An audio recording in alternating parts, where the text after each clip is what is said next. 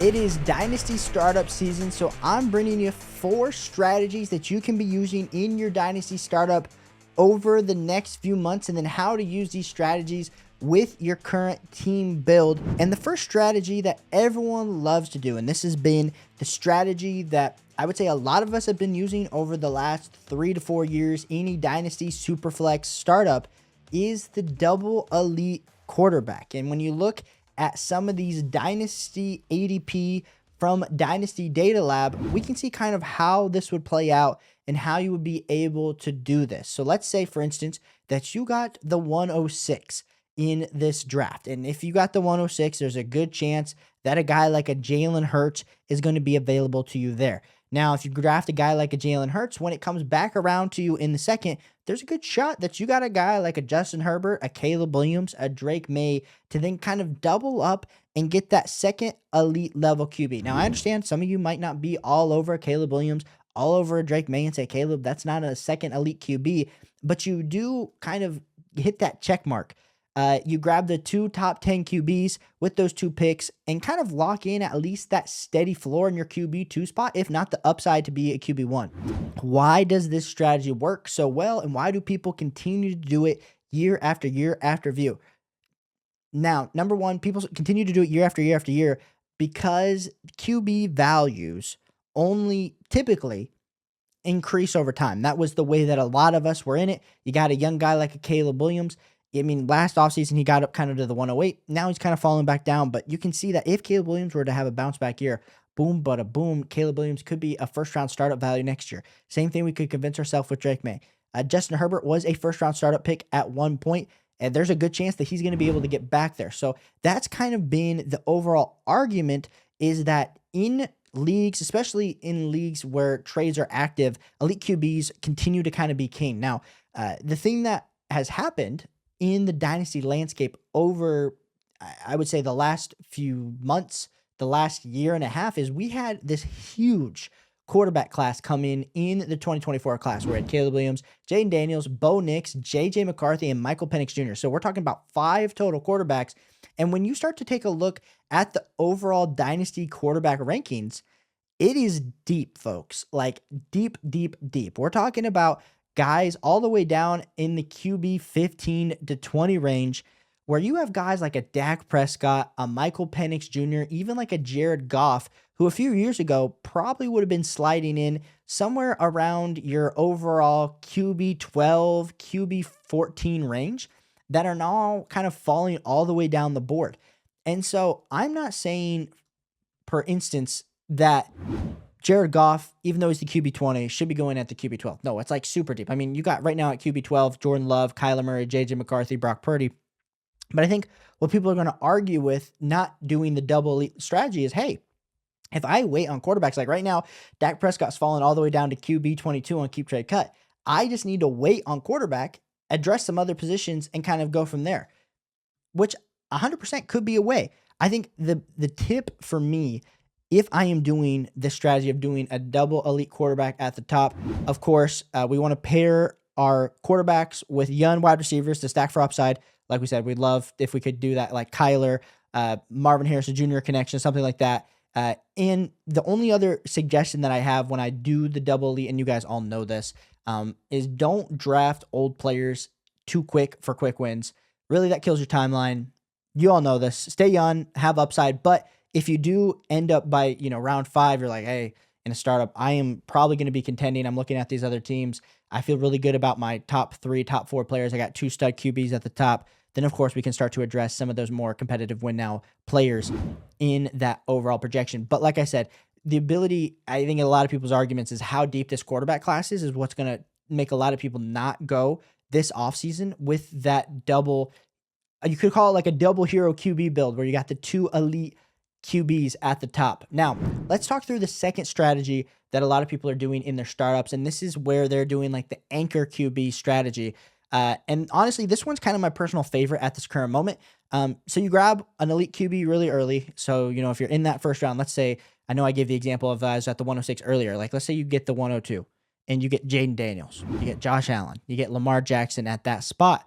Well, coming back in, the second round, depending on if it's a third round reversal or not, let's just say it's a third round reversal because highly recommend if you're in a startup this offseason. That seems to be the most fair at this point. You get a Jaden Daniels, and then you're able to pair Jaden Daniels with a guy like a Drake London.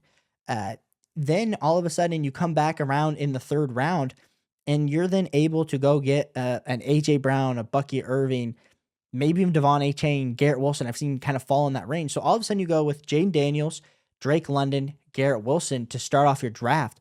And I understand that you probably in a super flex league, everyone loves to have the elite level quarterback at that second spot. But like we were saying earlier, when you're able to get one of these quarterbacks that are falling, like, even if you wait until round 4 to get a JJ McCarthy or Trevor Lawrence, or round 5 for Michael Penix, Jared Goff, Dak Prescott. And honestly, depending on your league, depending on if other people are keep pushing quarterback down the board. I was in a startup recently here, mock draft, actually on the channel. And as we saw, Dak Prescott fell all the way to the 6-9, Michael Penix at the 5-4 right here. And so if quarterback does not go early because everyone else is hammering out their other positions, then you 100%, if you go anchor quarterback, you could maybe get even a better quarterback, still achieve, 2 wide receivers, maybe a wide receiver and running back, maybe a tight end, depending on if Trey McBride falls or something like that. I think that's 100% something that I would be willing to do if I'm doing that anchor quarterback strategy. And the real reason that it helps is because it really helps your floor. You have that elite quarterback at the top, but then you get to capitalize on those wide receiver and running back studs. And then, of course, your QB2 spot, as long as you do it right, let's say you address that QB2 spot in round 4, in round 5, it's not absolutely dire. As we were saying, kind of in this current quarterback landscape, there's a chance that if you draft a guy like a Jared Goff, if you draft a guy like a Dak Prescott, he's still going to get you QB7, QB8, QB9 points per game, depending, because as much as we like to say, hey, a guy like a CJ Stroud, like a guy like a Drake May right now, they have all the hype. They're younger assets, a guy like a Caleb Williams, a Bo Nix. Like we just saw Jared Goff have an absolutely elite fantasy football season. Same thing could happen to Dak Prescott if he were to come back and be fully healthy this next year. Like I saw a rumor report that, hey, Ted McMillan might go to the Dallas Cowboys at 12. If they have Ted McMillan and CeeDee Lamb out there, a lot more people are going to be in on Dak Prescott, which makes me super excited. So like we were saying, if you do this anchor QB, if you got a guy like a Jaden Daniels, a Drake London, a Garrett Wilson, then even in round 4, you could get a guy like a Kyron Williams before you get a guy like Michael Penix Jr. or like a Romo Dunze. You just feel a lot better about that start overall. And then how then you're going to be able to then just, as you go down the board, address those wide receivers and running backs. You didn't feel like you reached on a quarterback, so you're just getting overall better value on your overall Dynasty fantasy football roster. Now, next section we're going to talk about, it's going to be the late QB build. And this one, for me, is a little bit more risky in this year's Dynasty startup landscape. Main reason being you're praying that quarterbacks fall. And I understand, like we were just, I showed the sleeper draft that we did on the channel last week, mock draft wise. And so, I mean, if you really waited for a quarterback, let's say you absolutely didn't even address the quarterback position until round 5, round 6, round 7, I just don't feel like you're going to have that same points per game upside as some of your other co-teams. But let's take a look at this FPF Flex team where he went CeeDee Lamb, Ashton Genty, Ladd McConkey, Amarian Hampton through the first 4 rounds. And then, I mean, kind of did a late round build where he got at the 5-4, Michael Penix, Dak Prescott, and then Shadur Sanders as his top 3 quarterbacks. Now, when you're going up against a team that, of course, has like Josh Allen, Jordan Love, a Lamar Jackson, Kyler Murray's team, of course, Dak Prescott and Michael Penix don't give you that same type of upside. But that team, like if we take a look at this Drew team that has Lamar Jackson and Kyler Murray, Saquon, Breece, Josh Jacobs, Terry McLaurin, versus like CeeDee Lamb, Ashton Genty, Ladd McConkey, Amarian Hampton, you feel absolutely great about that early round start. You got a bunch of young studs at the wide receiver and running back position. Then you're able to address the quarterback position. And I think the advantage sometimes too to addressing these late round QBs in this strategy is the fact that, like we said, the QB 12 to QB 20 range is so close that if Michael Penix Jr. absolutely comes out lights are on fire, people will have him as the last kind of rated quarterback in Dynasty relative to his class. Everyone else, Bo Nix, Caleb Williams, of course, Jaden Daniels, Drake Mays, all ahead of him. Even JJ McCarthy's gotten all the hype. But Michael Penix didn't look bad. at all. People are taking Cam Ward above Michael Penix Jr. right now. And I think being able to get a Michael Penix Jr. next to a Dak Prescott, kind of doing that late round QB is interesting. Now, of course, why do people like this strategy? You can kind of control the running backs and wide receivers on your overall team. Now, even if you didn't, like, I've even seen people do like a late round QB where maybe they get, Tua and Justin Fields, or I've even seen people do like a Tua Anthony Richardson start. Now, that just feels super risky, so I wouldn't wait super long if you did like a late round QB. I'd probably do, double tap somewhere around picks round 5 through round 7. I'd get 2 guys there, just based on kind of the Dynasty data lab. I mean, if you really wanted to wait, like I've seen people, Justin Fields and Geno Smith to start, you don't have a ton of longevity at the QB position, so you are risking it that if you're not in a position with one of your first over the next few years to get a young asset at that quarterback spot, that could 100% be hurting you. But we also need to understand that as quarterbacks continue to be this depth position, the points per game difference isn't that huge. So even if you're looking at like wins over replacement, unless you have one of those top guys, then being able to get the wins over replacement at different positions, whether it's a wide receiver, whether it's a running back, that's 100% something that you're going to want to do. And then you can always, of course, trade for QBs like a Justin Fields. If he really performs this season, you're going to be able to still go trade, a mid first next year, even to a late first, if you absolutely need some help at the quarterback position. Now, the last strategy, and this is really for those that like to wheel and deal during the draft. If you fade QB in the first 2 rounds, but you also trade back up, that could be something that you do to also get the top level hammers at a running back or wide receiver position. And I would call this the QB fade with a trade up strategy. Now, depending on your league, depending on your startup, of course, some startups, there's a ton of trades that are happening, sometimes not. I do think if you're able to land, let's say if you're looking at Dynasty Data Lab, let's say you're at pick 12. And so you go with a guy like a CeeDee Lamb, and then instead of taking Patrick Mahomes, who's like kind of right after in startup ADP, you take Brian Thomas Jr. So you get 2 stud wide receivers out of the gate. Well, what if you wanted a guy like a Patrick Mahomes or a Justin Herbert to kind of solidify that third QB spot, and you were able to trade, your 3rd round pick and your 5th round pick for the second and, another piece, like the 2nd and the 7th, which a lot of people are going to say is like kind of crazy value to go trade up. Like that feels like a lot. But the upside is you get that quarterback, you get that locked and loaded quarterback, and especially like a guy like Patrick Mahomes right now, who hasn't shown the fantasy football production the last 2 years, but you feel pretty good about the long-term outlook of Patrick Mahomes, not only with his contract, but honestly, he's kind of going in that GOAT territory that you're like, hey, for the next 5 years, if I have Patrick Mahomes, even if he is sliding in as QB6 to QB8 on a points per game basis year after year after year, which I know has been kind of few and far in between, there's a chance there. And then there's even the chance that they put some more weapons around Patrick Mahomes and then he absolutely busts out. So I think for me, I think for me, I do like the idea of kind of trading back up into that 2nd round if I can with my 3rd round pick, because I do think there's a ton of value compared to if you just wait in the 3rd round to get a guy like a Kyler. As much as I do feel like there's some upside there with Kyler Murray, I think if you can get the CeeDee Lamb, the Brian Thomas Jr., and then land a guy like a Patrick Mahomes by trading back up, that really helps you manipulate the board. But then you can also then too kind of see if a quarterback that you really like, let's say Drake May starts to fall, a guy like even a Bo Nix into the back end of the 2nd starts to fall, you can kind of get like a cheaper elite level quarterback at the back end of the 2nd that you also weren't able to fully get, maybe in the 3rd.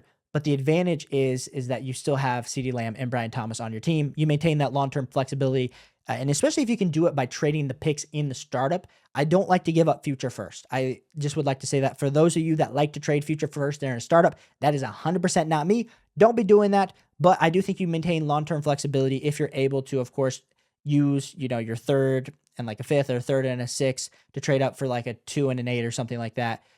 Gives you some long-term flexibility.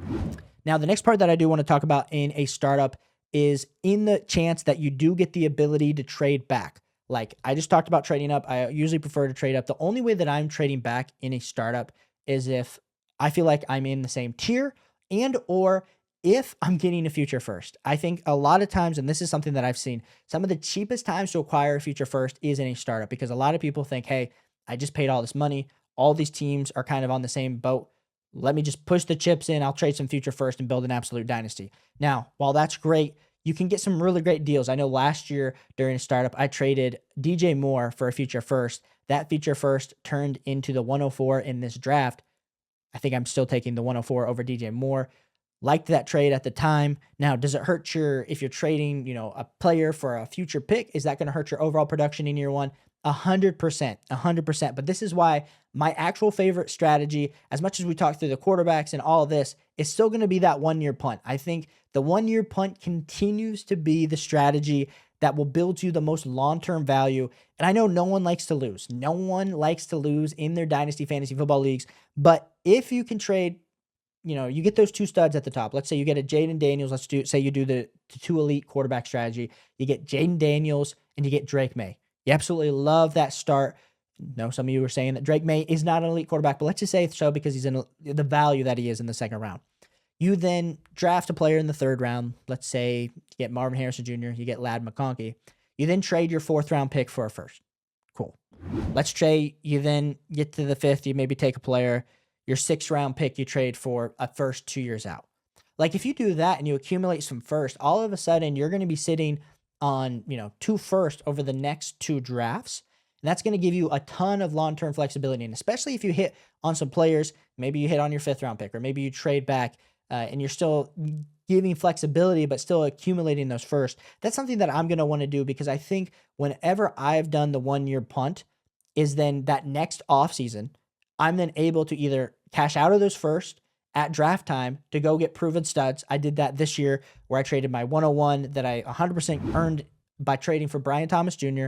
I traded 2 future firsts for Marvin Harrison Jr. Was able to liquidate some of the first. I had 5 first this year, 6 first in 2026. Like we liquidated some of that. We still have some flexibility, but then you're able to build a team around players that are going to be studs, and or you just take those picks and draft. It's going to be kind of up to you and your team build. But the reason that I like the 1 year punt is because it gives you a ton of flexibility. And then all of a sudden you can then kind of be the aggressor because you have the liquid gold that people are wanting on their Dynasty Fantasy Football team. And I do think that is important. So if you like Dynasty Fantasy Football, if you like strategy, hit that like and subscribe button as we are on the way to 20,000 subscribers on the DLF YouTube channel. Absolutely appreciate all y'all for tuning in to this video, and I'll catch you on the next one. Peace.